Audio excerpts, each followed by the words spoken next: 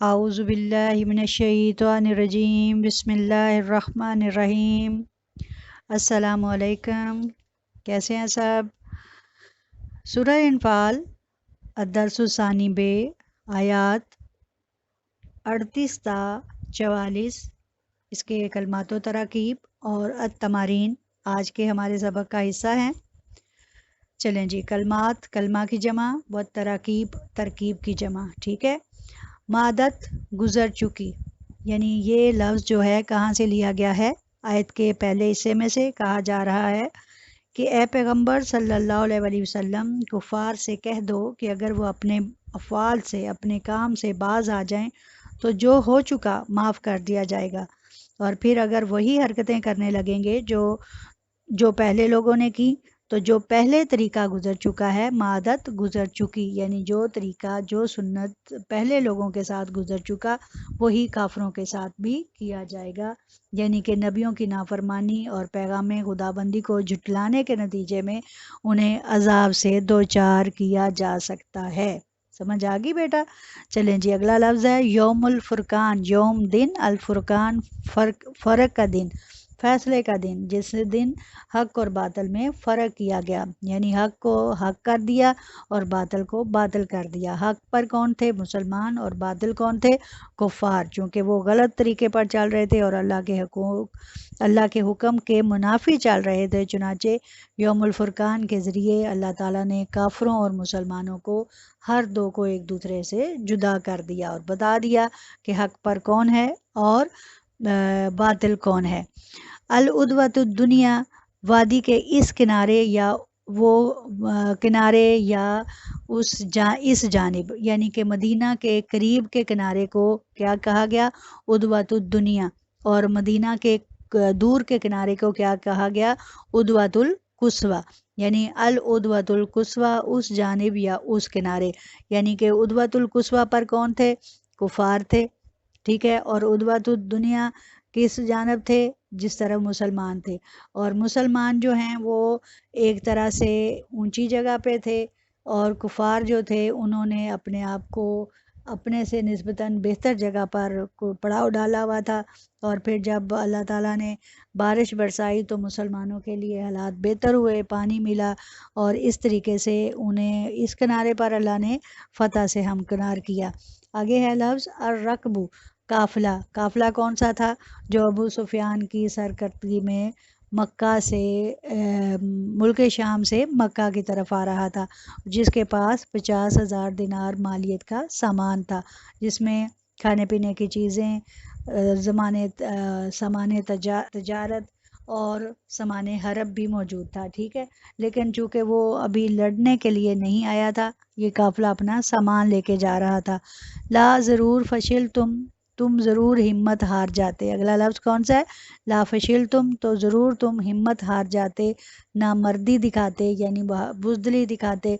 और इस वजह से अल्लाह ताला ने क्या किया? ये आयत उस जगह से ली गई है कि हमने तुम्हें तुम्हारे ख्वाबों में या तुम्हारी नज़र में कुफ़ार की तादाद को थोड़ा करके दिखाया, क्योंकि अगर मैं उनको ज़्यादा करके दिखाता तो तुम क्या करते? तुम अपनी हिम्मत हार जाते और आपस में झगड़ने लगते।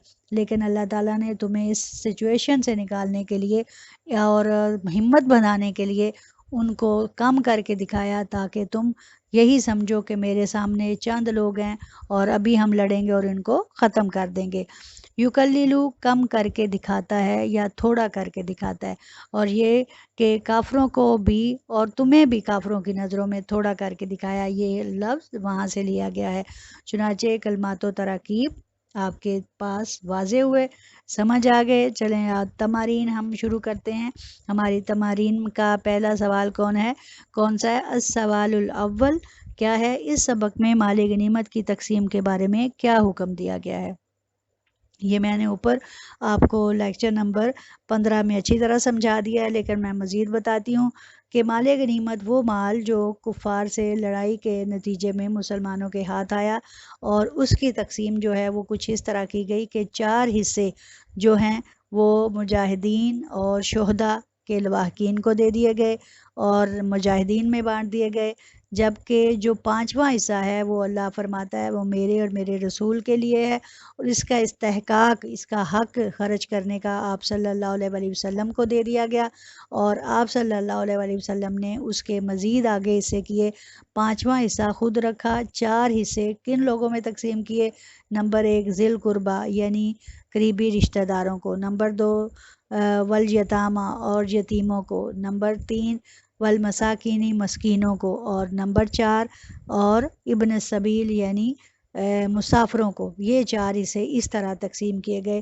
چنانچہ اس سبق میں مال غنیمت کی تقسیم کا اتنا خوبصورت طریقہ اللہ تعالیٰ نے بتا دیا کہ اب کسی اور کو شاید اس سلسلے میں کوئی گلہ شکوہ باقی نہ رہے گا، اور وہ اس تقسیم پر اللہ کی رضا سے راضی بارضا ہو جائے گا۔ سمجھ آ گئی؟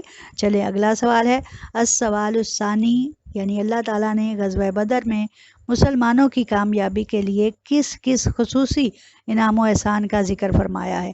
یعنی صرف اس سبق میں نہیں بات ہو رہی، اوورآل بات ہو رہی ہے کہ اللہ تعالیٰ نے غزوہ بدر میں مسلمانوں کی کامیابی کے لیے کس کس خصوصی انعام و احسان کا ذکر فرمایا۔ تو وہ پیچھے کے اسباق سے بھی ہم تھوڑا سا حوالہ لیں گے۔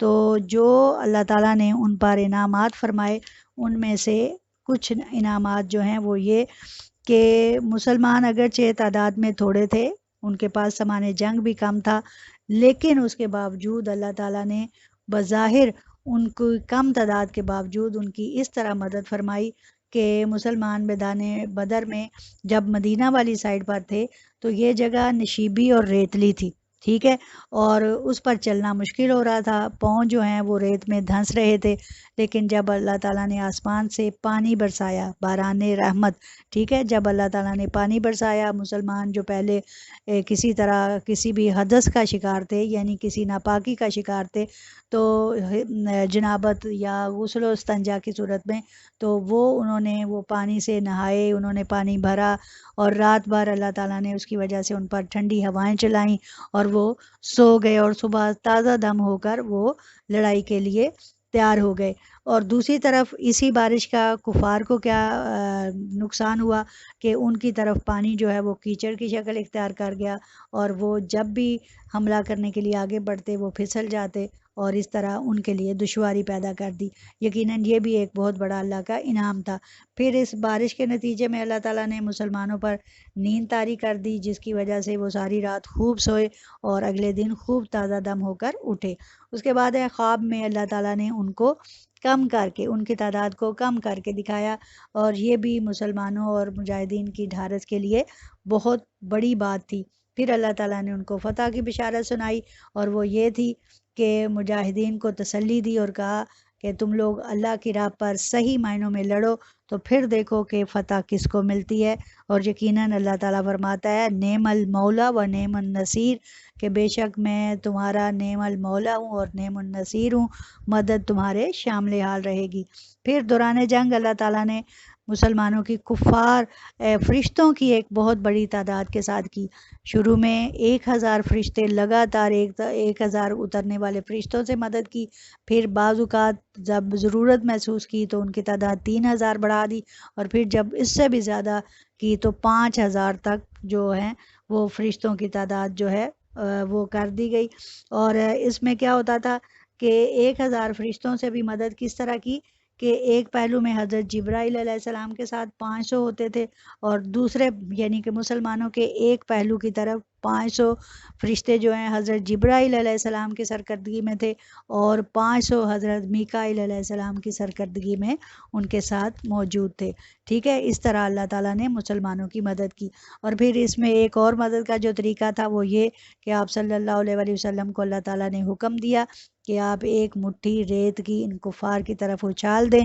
آپ صلی اللہ علیہ وآلہ وسلم نے وہ اچھال دی، اور اس کے نتیجے میں قوت اللہ تعالیٰ نے اپنی رکھی، تو اس کی وجہ سے تمام کافروں کے ناکوں میں، نتنوں میں، ان کی آنکھوں میں، ان کے بالوں پر، ان کے جسم میں ریت کے ذرے پہنچے، اور جس کی وجہ سے وہ پریشان ہوئے اور وہ بکھلا کر رہ گئے۔ یہ بھی اللہ تعالیٰ کی ایک بہت بڑی مدد تھی مسلمانوں کے سامنے حال۔ میرا خیال ہے آپ کو یہ بات اچھی طرح سے سمجھ آ گئی ہوگی، یعنی مختلف چیزیں جو ہیں وہ غزوہ بدر میں مسلمانوں کی مدد کے لیے اللہ تعالیٰ نے تیار رکھی. ٹھیک ہے، اگلا سوال ہے السوال الثالث، یعنی تیسرا سوال. مدرجہ ذیل عبارت کا مفہوم بیان کیجیے.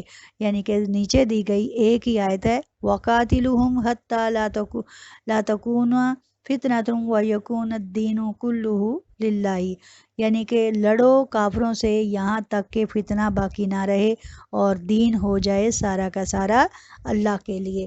چنانچہ فتنہ سے مراد زمین پر فساد پھیلانا ہے، اور زمین پر فساد شرک کی صورت میں پیدا ہوتا ہے، اور شرک کرنے والے اللہ کی ذات میں جب شریک کسی لوگوں کو مخلوق کو ورگلاتے ہیں تو یقیناً یہ بہت بڑا فتنہ اٹھ کھڑا ہوتا ہے. تو فتنہ نہ رہنے کا مطلب یہ ہے کہ سب لوگ مسلمان ہو جائیں، یعنی کہ مسلمان اس طرح لڑائی کریں کہ پوری دنیا میں صرف اور صرف مسلمان ہو جائیں، اور اگر باقی کوئی دنیا ہے تو وہ ذلیل و رسوا ہو، اور اگر وہ دنیا میں ہیں تو جزیہ ادا کریں. جس طرح اللہ تعالیٰ نے کفار کو شکست دی اور فتنہ ختم کیا، تو ساتھ ہی جن لوگوں کو قید کیا گیا تھا ان سے جزیہ لیا گیا. اور جزیہ میں جو ایک رقم اسلام کی تاریخ میں ایک چیز جو ہے وہ رقم ہوئی، وہ کیا تھی کہ حضرت عمر فاروق رضی اللہ تعالیٰ عنہ کے مشورے سے کیا کیا گیا کہ کفار جو کفار کے قیدی تھے ان سے کہا گیا کہ اگر وہ 10 مسلمان بچوں کو لکھنا پڑھنا سکھا دیں تو یہ ان کا ایک جزیہ ہوگا. چنانچہ اس طرح ان لوگوں کو بھی مسلمانوں کے قریب رہنے کا موقع ملا، اور وہ اس کے نتیجے میں مسلمان بھی ہو گئے، اور وہ 10 مسلمانوں کو انہوں نے مسلمان بچوں کو پڑھایا بھی، جس کی وجہ سے یہ ایک بہت بڑی مثال دنیا میں قائم ہوئی. چنانچہ کہا گیا ہے کہ ہر حال میں اقتدار مشرکوں کے ہاتھ میں نہ رہے. اقتدار کس کے ہاتھ میں رہے؟ مسلمانوں کے ہاتھ میں. اور اگر کفار جزیہ ادا کریں تو بہتر، نہیں کرتے تو ان سے لڑو، اور لڑنے کا حکم اس وقت تک ہے جب تک کہ وہ مسلمان نہ ہو جائے.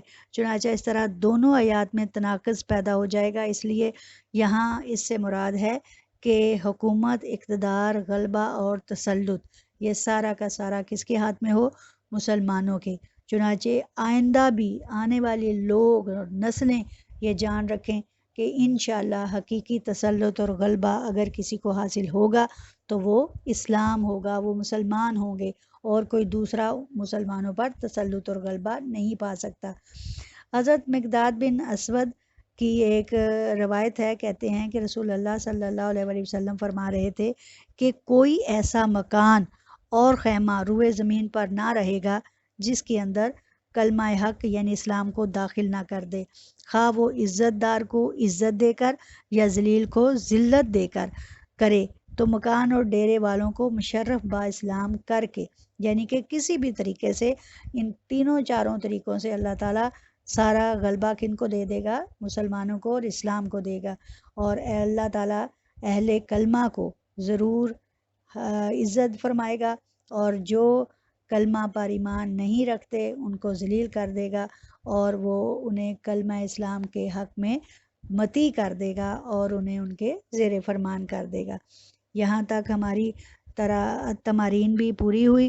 سارے بچوں کو سمجھ آ گئی ہوگی، بلکہ پورا چیپٹر ہم نے دوبارہ سے ریوائز کر لیا ہے، اور اس کو اچھے طریقے سے آپ یاد کیجئے، لفظی اور با محاورہ ترجمہ، اور اس میں آنے والے یہ جو ایکسرسائز کے سوالات ہیں ان کو، اور تراکیب کے معنی ان کو یاد کیجئے.